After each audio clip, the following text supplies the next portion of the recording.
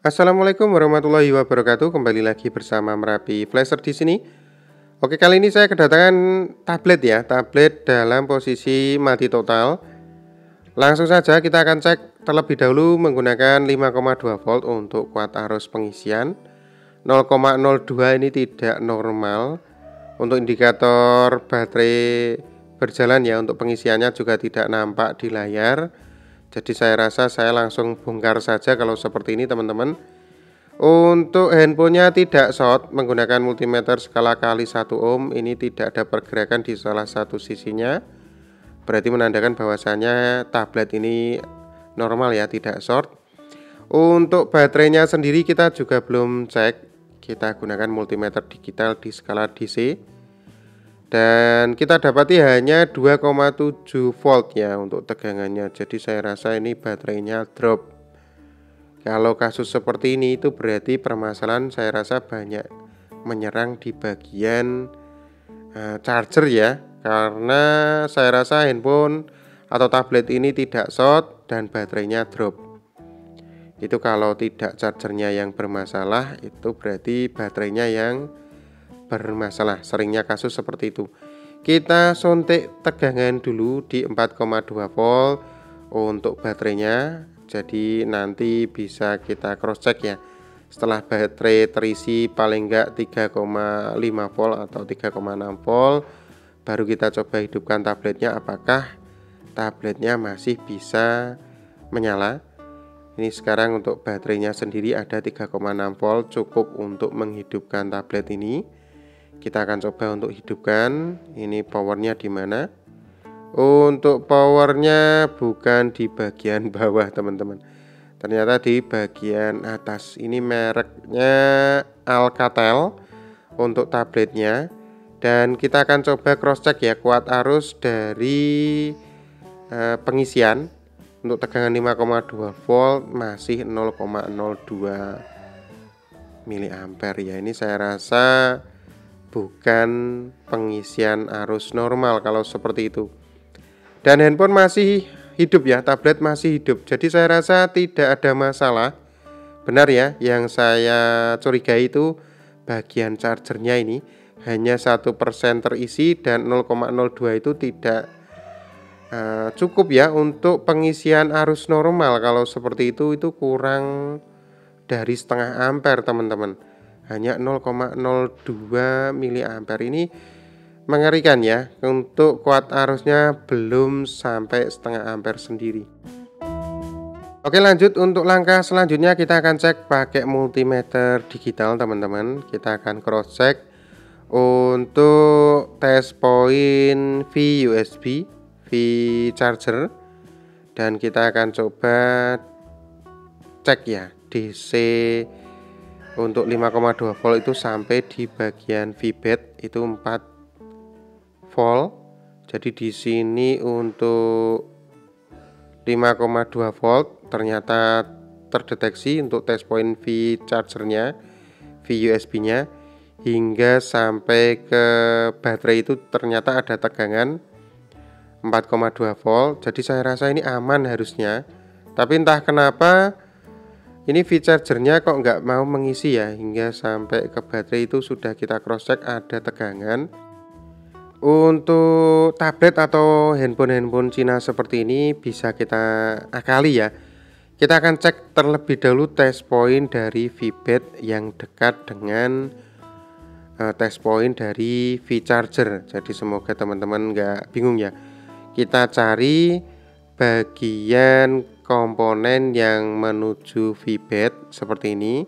Jadi probe merah kita hubungkan ke VBAT-nya, probe hitam kita coba tracking di manakah jalur VBAT yang dekat dengan konektor charger. Dan saya dapati komponen yang dekat dengan konektor charger jalur VBAT itu bagian kapasitor ini. Jadi teman-teman nanti bisa mencoba untuk menggunakan dioda ya sebagai arus pengisian untuk suplai menuju ke VBAT.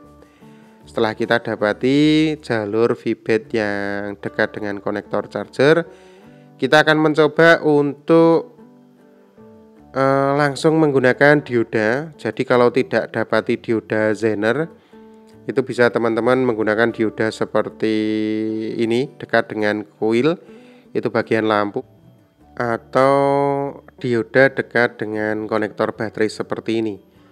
Jadi seharusnya kalau teman-teman memiliki dioda Zener yang 3,7 volt itu bisa langsung kita pasang. Tapi kalau dirasa tidak memiliki dioda Zener, bisa mengakali dengan cara seperti ini. Kita gunakan dioda untuk kanibalan. Yang pasti untuk anoda dan katodanya jangan sampai tertukar. Nanti kalau tertukar akan hangus ya, akan meledak ya, untuk diodanya akan langsung hangus dan tidak bisa digunakan kembali. Untuk catatan teman-teman, jadi anoda katoda seperti itu bila mana tidak mengetahui dan dimanakah tegangan maju atau tegangan baliknya, itu biasanya saya masangnya seperti ini teman-teman. Untuk jalur yang feedback itu saya kasih dioda yang ada strip-stripnya, ada garis-garisnya. Jadi kalau teman-teman tidak bisa cek ini di manakah anodanya, di manakah katodanya, itu bisa secara langsung untuk dioda yang bergaris itu kasih jalur V baterai. Jadi untuk VBAT atau arus atau tegangan plus baterainya itu kasih dioda yang bergaris. Jadi bila mana teman-teman nanti dapati dioda yang bergaris, itu dikasih jalur VBAT ya, jalur plus. Sedangkan yang tidak bergaris itu dikasih jalur yang dari konektor charger seperti itu teman-teman. Untuk handphone atau tablet Cina seperti ini, itu menggunakan metode seperti ini saya rasa aman. Cuman sayangnya karena metode seperti ini tidak membuat baterainya auto cut otomatis. Jadi mengisi terus-menerus itu tidak baik dengan kondisi baterainya. Jadi seharusnya ini diganti IC chargernya, atau teman-teman bisa menggunakan pengisian modul charger ya. Itu banyak juga di marketplace. Kalau menggunakan metode ini, usernya harus tahu bila mana sampai 100% itu wajib untuk mencabut chargernya.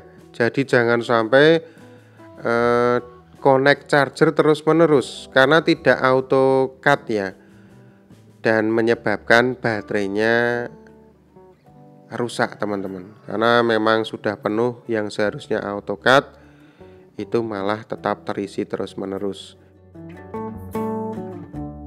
Apakah di kasus ini bisa auto cut atau tidaknya saya juga belum tahu. Tapi biasanya saya akan mencoba untuk mengisi baterainya hingga 100% dan saya akan cek untuk konsumsi arusnya ya. Apakah masih terlalu besar untuk kuat arusnya ataukah hanya normal-normal saja. Jadi saya rasa setelah baterai bisa terisi 100%, saya akan mencoba untuk cek konsumsi arusnya. Bila mana langsung bisa auto cut ya, ini berarti alhamdulillah ya, tinggal kita kasihkan ke usernya. Tapi bila mana tidak auto cut, solusinya hanya satu. Ini sudah benar ya teman-teman, ampernya sudah naik hingga 1 ampere lebih. Saya rasa ini sudah akan mengisi dengan normal.